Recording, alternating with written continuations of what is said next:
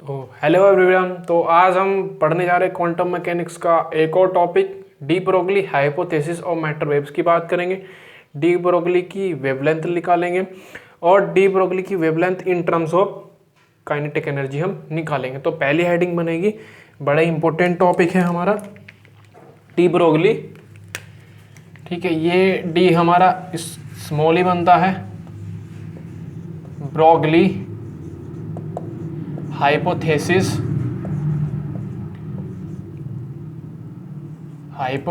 Of de Broglie hypothesis of matter waves. तो 1924 तक, 1924 तक, ठीक है, यहाँ तक हमने क्या पढ़ लिया था। 1924 तक मैटर के बारे में सारी चीज़ें हमने पढ़ ली थी। ठीक है, मैटर के बारे में हमने क्या कर लिया था, सारी चीज़ें पढ़ ली थी। लेकिन 1924 में ही डी ब्रोगली ने एक हाइपोथेसिस दी जिसमें उसने हमें बताया कि जो हमारा मैटर होता है वो ड्यूल नेचर का होता है। ठीक है, मैटर क्या होता है, रफली लिख रहे हैं, वैसे आप अपनी लैंग्वेज में इसको लिख लेंगे। मैटर क्या होता है, ड्यूल नेचर का होता है, ड्यूल नेचर, लाइक रेडिएशन। ठीक है, रेडिएशन की तरह ये क्या होता है, ड्यूल कैरेक्टर का होता है हमारा। यानी कि फर्स्ट ये क्या करता है, फर्स्ट लिख रहा हूं पहले मैं, फिर एक बार आपको समझाऊंगा। First it behave as particle, ठीक है, पार्टिकल की तरह बिहेव भी करता है, और फिर सेकंड टाइम ये वेव की तरह भी क्या करता है, बिहेव करता है। यानी कि डी ब्रोगली ने हम बताया कि कोई पार्टिकल है, एक मूविंग पार्टिकल के साथ वेव क्या होगी, हमारी वेव एसोसिएटेड होगी। ठीक है, और जिसका वेवलेंथ हमारा लैम्डा होगा, और लैम्डा को ही हमें यहाँ पे निकालना है। लैम्डा हमारा यहाँ पे मैटर वेव्स की टर्म्स में निकलता है, लैम्डा हमारा यहाँ पे इलेक्ट्रॉन की टर्म्स में निकलेगा, और लैम्डा ही हमारा यहाँ पे किसकी टर्म्स में निकलेगा, काइनेटिक एनर्जी की टर्म्स में हम निकालेंगे। आज हम दो की बात करेंगे, ठीक है, वेवलेंथ मैटर वेव्स की निकालेंगे और इसी लैम्डा को काइनेटिक एनर्जी की टर्म्स में निकालेंगे। तो पहले डी ब्रोगली की जो हाइपोथेसिस थी वो थी हमारी कि डी ब्रोगली ने हमें 1924 में बताया कि जो मैटर होता है हमारा वो ड्यूल कैरेक्टर का होता है। ठीक है, ड्यूल कैरेक्टर का होता है। फर्स्ट ये बिहेव करेगा हमारा पार्टिकल की तरह, और सेकंड ये बिहेव करेगा हमारा वेव्स की तरह। यानी कि जो वेव इसके साथ एसोसिएटेड हो रही है, जो वेव इसके साथ एसोसिएटेड हो रही है, ये नोट पॉइंट होता है हमारा इसमें, और बड़ा इंपॉर्टेंट नोट होता है कि जो वेव है हमारी, जो वेव एसोसिएटेड हो रही है हमारी यहाँ पे, उसका जो वेव होती है हमारी वो किस पे डिपेंड करती है, wave depends on mass of particle. जो पार्टिकल हम यहाँ पे ले रहे हैं, on mass of particle and velocity of particle. जो वेलोसिटी होगी पार्टिकल की, वेलोसिटी ऑफ, क्लियर है बात। और इन वेव्स को ही हम क्या कहेंगे, मैटर वेव्स कहेंगे। ठीक है, इन्हीं वेव्स को डी ब्रोगली ने क्या कहा, मैटर वेव्स का। ठीक है, तो ये थी हमारी डी ब्रोगली की हाइपोथेसिस। ठीक है, तो क्या थी ये, एक बार और समझते हैं, रफली समझ में आया। चलिए एक बार और देखते हैं इसको जल्दी से। डी ब्रोगली ने हमें बताया कि जो मैटर होते हैं हमारी वो ड्यूल नेचर का होता है। ठीक है, फर्स्टली ये बिहेव करेगा किसकी तरह, पार्टिकल की, और सेकेंडली ये बिहेव करेगा वेव्स की तरह। यानी कि किसी भी पार्टिकल के साथ हमारी वेव एसोसिएटेड होगी, पार्टिकल के साथ क्या होगी, वेव एसोसिएटेड होगी। क्लियर है, और जो वेव्स होगी वो डिपेंड्स करेगी वहां पे मास ऑफ पार्टिकल, क्लियर है, एंड वेलोसिटी ऑफ पार्टिकल। अब वेलोसिटी ऑफ पार्टिकल हमारा वहां पे फोटोन भी हो सकता है, तो फोटोन ट्रेवल करता है हमारा वेलोसिटी ऑफ लाइट की। ठीक है, और इन वेव्स को क्या कहेंगे, डी ब्रोगली ने इन वेव्स को कहा कि ये वेव्स हमारी क्या रहेंगी, मैटर वेव्स। क्लियर है, ये थी आपकी डी ब्रोगली की हाइपोथेसिस। ठीक है, लिख लेंगे इसको अपनी लैंग्वेज में। अब हमें निकालनी है डी ब्रोगली की वेवलेंथ। तो अगली हेडिंग बनेगी हमारी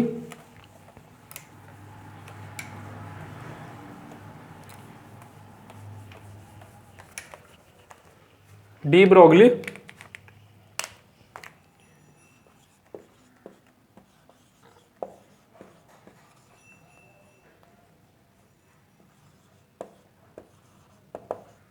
वेवलेंथ ऑफ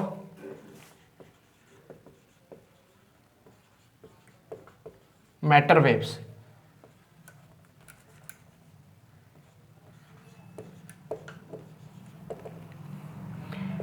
ठीक है जी, कोई वेव है मेरी जो चल रही है, तो उसकी फ्रीक्वेंसी होगी कुछ, ठीक है। तो फ्रीक्वेंसी होगी तो वो फोटोन के साथ एसोसिएटेड हो रही है, तो फोटोन की एनर्जी हम दे सकते हैं। प्लांक ने बताया था जो फोटोन होता है हमारा, लाइट जो रेडिएशन होता है वो पैकेट्स के रूप में चलता है, जिसे हम क्वांटा कहते हैं, यानी कि फोटोन कहते हैं। और एवरी फोटोन की जो एनर्जी होगी E is equals to H nu होगी, ठीक है।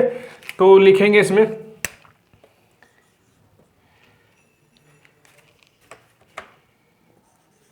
ए वेव ऑफ फ्रीक्वेंसी न्यू, ठीक है, frequency nu associated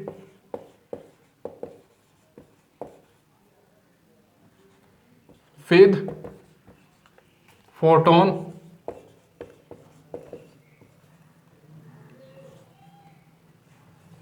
of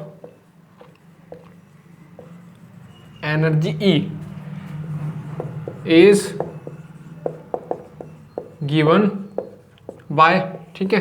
energy कितनी होती है फोटोन की, E बराबर एच न्यू। इक्वेशन फर्स्ट का है इसको, हमें पता है मास एनर्जी रिलेशन है हमारे पास, E is equals to M C square, ठीक है, अल्बर्ट आइंस्टीन ने हमें दिया था। तो यहाँ पे लिखेंगे according to mass, according to mass energy relation, E बराबर कितना होता है M C square, where C is speed of light या फिर velocity of light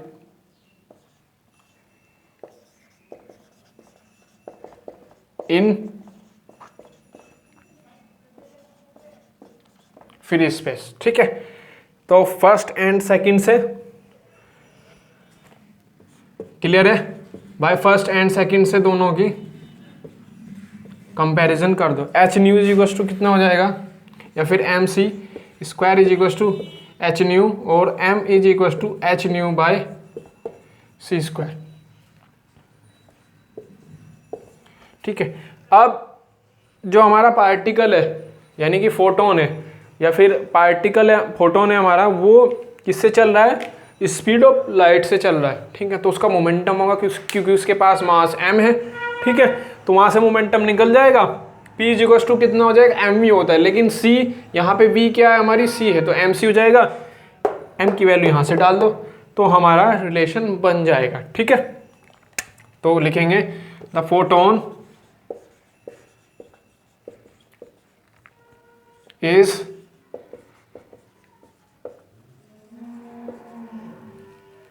travelled with velocity of light या फिर स्पीड ऑफ लाइट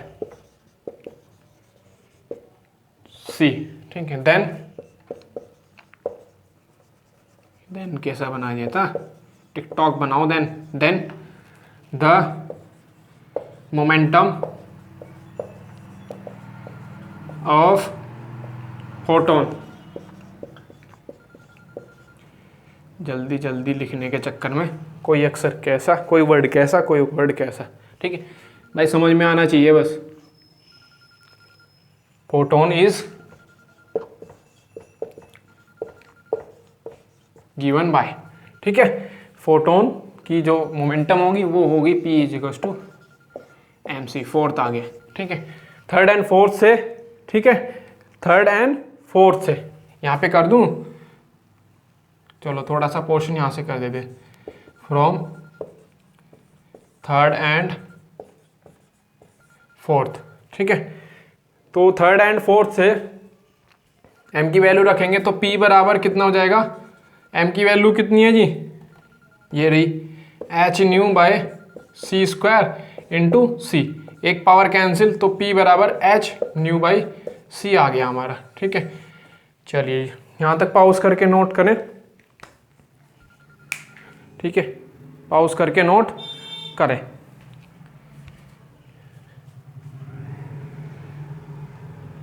ठीक है, समझ में आया यहाँ तक? P बराबर एच न्यू बाई सी आ गया, उसी का यूज हम करेंगे।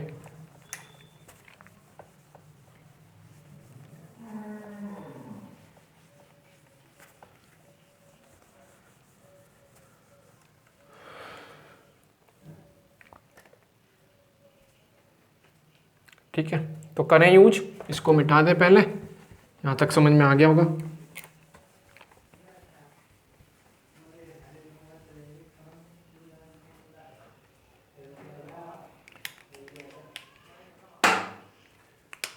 अब सिंस न्यू बराबर कितना होता है, सी बाय लैम्डा। लैम्डा क्या है, lambda is wave length of matter wave. ठीक है, तो इसलिए ठीक है, यहां से अगर हम लैम्डा की वैल्यू निकालें तो कितनी बन जाएगी, lambda nu is equal to C हो जाएगा। तो यहां से लैम्डा हो जाएगा कितना, सी बाय न्यू, यानी कि यहाँ पे एच बाय लैम्डा आ जाएगा हमारा। तो फ्रॉम फिफ्थ, ठीक है, समझ रहे हो, फ्रॉम फिफ्थ P कितना होगा यहाँ पे, H बाय लैम्डा। ठीक है, क्यों, क्योंकि 1 बाय लैम्डा हो जाएगा यहाँ से न्यू बाय सी। मैं सब वैल्यू निकाल के दिखा दें, ये लैम्डा कितना निकल जाएगा यहाँ से अब, तो लैम्डा हो जाएगा H बाय पी। ठीक है, लैम्डा हो जाएगा H अपॉन पी। तो ये क्या आ गई हमारी, वेवलेंथ आ गई किसकी, वेव्स की, जो एसोसिएटेड हो रही है किसके साथ, पार्टिकल के साथ, और इसी को कहेंगे मैटर वेवलेंथ। ठीक है, तो यहाँ पे लिख दूँ, this is wavelength associated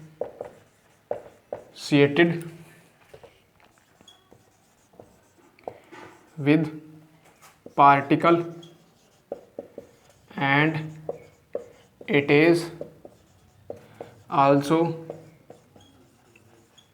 called matter, यानी कि फिर डी ब्रोगली वेवलेंथ। ठीक है, क्लियर है, डी ब्रोगली वेवलेंथ, क्लियर है बात। वेवलेंथ है हमारी, this is wavelength associated with particle के साथ एसोसिएटेड हो रही है, और इसको हम क्या कहेंगे, डी ब्रोगली वेवलेंथ कहेंगे हमारा। तो ये फॉर्मूला आ गया हमारा। इस फॉर्मूला के यूज़ करते हुए कुछ चीज़ें पता लग रही हैं, उन चीज़ों को बताएंगे हम। ठीक है, तो पॉज करके नोट करें इसको। ठीक है, पॉज करके नोट करें इसको।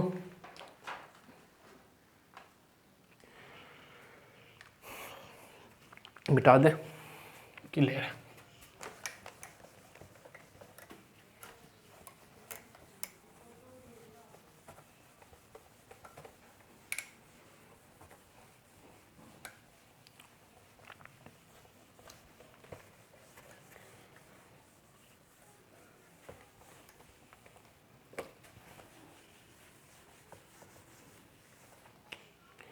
लैम्डा इज इक्वल टू कितना आया, एच अपॉन पी। ठीक है, if v is the velocity of particle of mass m, then the momentum of particle is p is equal to mv हो जाएगा। सो इसलिए लैम्डा कितना आ गया जी, h अपॉन mv आ गया। क्लियर है, लैम्डा कितना आ गया, h अपॉन mv आ गया। क्लियर है यहाँ तक। अच्छा जी, अगर v कितना हो जाए, 0 हो जाए, तो लैम्डा कितना हो जाएगा भाई, इन्फिनिटी हो जाएगा। ठीक है, यानी कि अगर पार्टिकल हमारा यहाँ से पता लग रहा है v हमें मिल ही नहीं रही है, यानी कि जो v हमें कब मिलेगी, जब पार्टिकल हमारा चलेगा, यानी कि वेव जब ही एसोसिएटेड होगी जब हमारा पार्टिकल चलेगा। ठीक है, it means that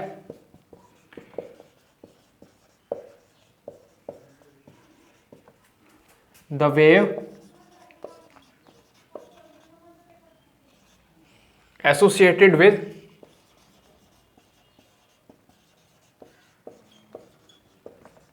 the moving particle only. ठीक है जी, अगर पार्टिकल मूव करेगा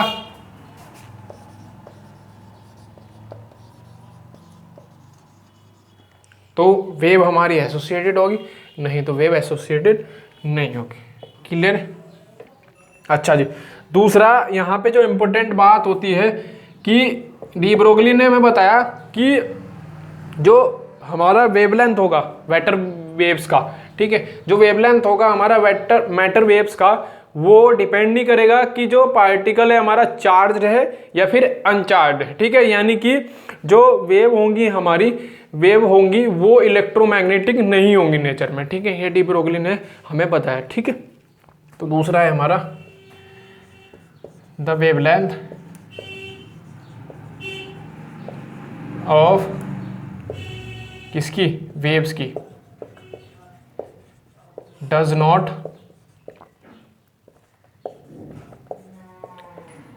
depends whether the particle is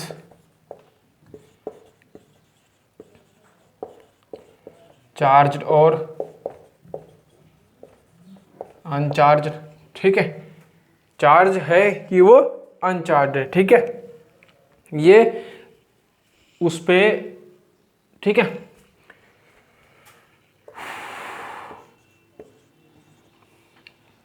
चलिए जी, तो कह सकते हैं यहां से कि the waves are not electromagnetic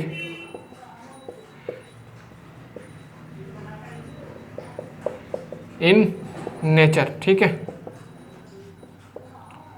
clear है बात भाई? दो समझ में आ गया, वी वाला केस समझ में आ गया, सेकंड वाला केस समझ में आ गया। वो चार्ज और अनचार्ज पे डिपेंड करेगी नहीं, पता लग रहा है हमें। ठीक है, वो तो इस पे डिपेंड करेगी कि वो मूव हो रहा है कि नहीं हो रहा है। ठीक है, चार्ज और अनचार्ज पे उसका लेना देना है ही नहीं। अच्छा, थर्ड केस में अगर हमारी वेलोसिटी, बता रहा हूं मैं, वेलोसिटी ऑफ पार्टिकल नियरली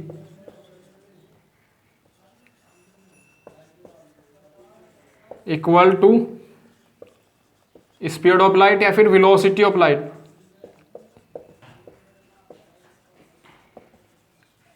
तो मास जो होगा यहाँ पे वो पार्टिकल का कांस्टेंट नहीं होगा, यानी कि वो चेंज होता रहेगा।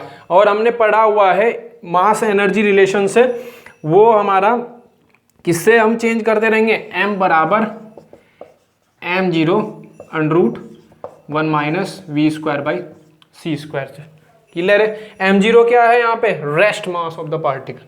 क्लियर है बात? तो जो वेलोसिटी है पार्टिकल की अगर नियरली इक्वल हो रही है किसके, वेलोसिटी ऑफ लाइट के, तो मास जो होगा पार्टिकल का वो हमारा अनचेंज्ड रहेगा, यानी कि वो कांस्टेंट नहीं रहेगा। ठीक है, अनचेंज्ड रहेगा और कांस्टेंट नहीं रहेगा। और वो किससे चेंज होता रहेगा हमारा, और किससे चेंज होता रहेगा और किससे देंगे उसका ratio, m is equal to m0 √1 minus V square by C square. ठीक है, चलिए, तीन केस थे हमारे। पहला v वाला था, लैम्डा हमारा इन्फिनिटी निकल जाएगा, तो यानी कि कह सकते हैं जो वेव एसोसिएटेड होगी वो मूविंग पार्टिकल के लिए होगी और इलेक्ट्रोमैग्नेटिक नहीं होती, क्योंकि चार्ज और अनचार्ज पे डिपेंड नहीं करती। Velocity of particle nearly equal हो रहा है किसके, वेलोसिटी ऑफ लाइट के, तो हम कह सकते हैं, उसके बाद हम कह सकते हैं, चलो लिख ही दो, वेलोसिटी ऑफ लाइट, तो कह सकते हैं हम मास क्या होगा, विल नॉट remain कांस्टेंट रहेगा एंड इट इज गिवन, या फिर it will given by, it is given by m is equal to m0 under root 1 minus V square by C square.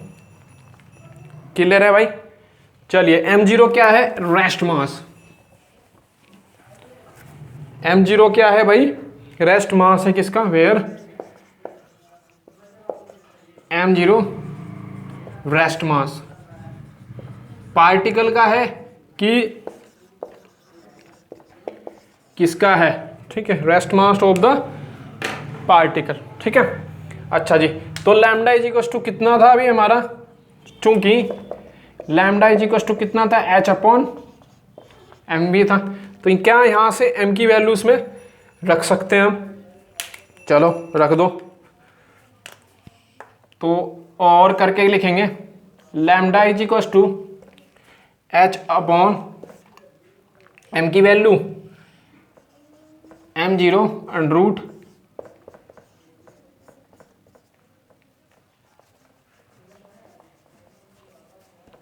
ऊपर को करके लिखेंगे, थोड़ा सा यहाँ पे लिखेंगे, और lambda is equal to h by m कितना है? ये रहा m0 under root 1 minus V square C square into ये वाला भी। ठीक है, ये वाली टर्म ऊपर लिख दो इसको मिटा के।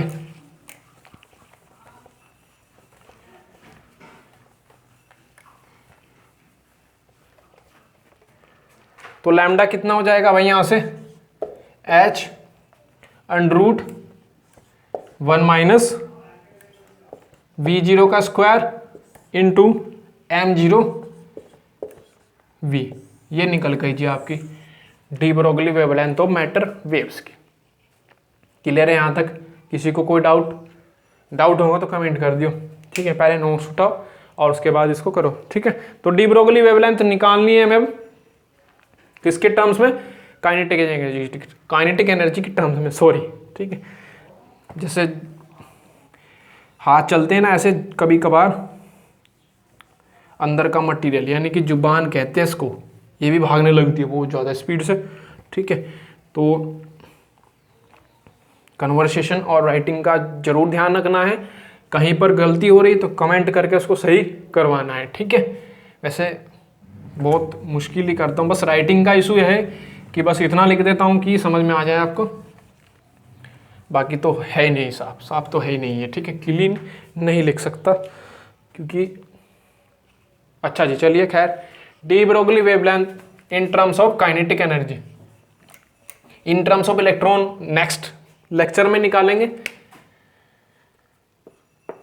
चलो, आधा नीला हो गया, ये आधा ब्लू हो गया और आधा ब्लैक हो गया इन टर्म्स ऑफ काइनेटिक एनर्जी। ठीक है, के ई हमारा क्या है यहाँ पे? काइनेटिक एनर्जी है, कभी कुछ और सोच लो। चलिए, काइनेटिक एनर्जी सबने पता है क्या होती है?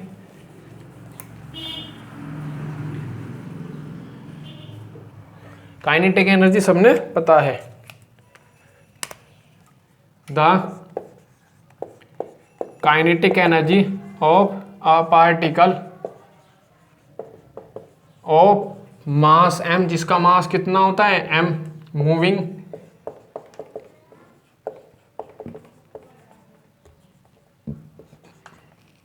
With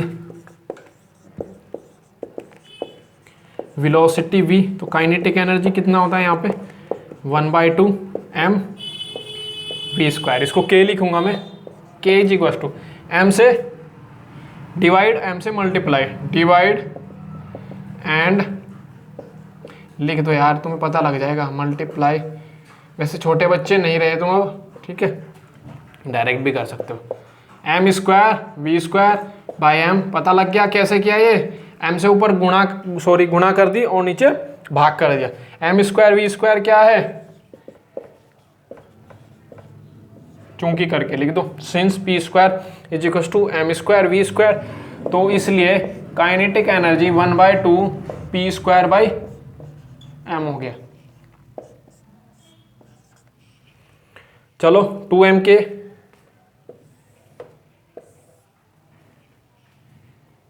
2m k is equal to किसके, पी स्क्वायर के, या फिर p कह सकते हैं अंडरूट 2m k। अब वेवलेंथ क्या थी, since lambda is equal to h upon p, p की वैल्यू निकाल दो, तो इसलिए लैम्डा कितना आ गया, h बाई 2√m k। ये in terms of kinetic energy आ गई। This is the wavelength of waves in terms of kinetic energy. Clear है, इलेक्ट्रॉन के टर्म्स में निकालेंगे अगले वाले में। ठीक है, बड़ा इंपॉर्टेंट टॉपिक है, 150/√v आता है उसमें। ठीक है, बड़ा इंपॉर्टेंट है वो, तो इसको देखो और नोट्स बनाओ। तब तक थैंक यू।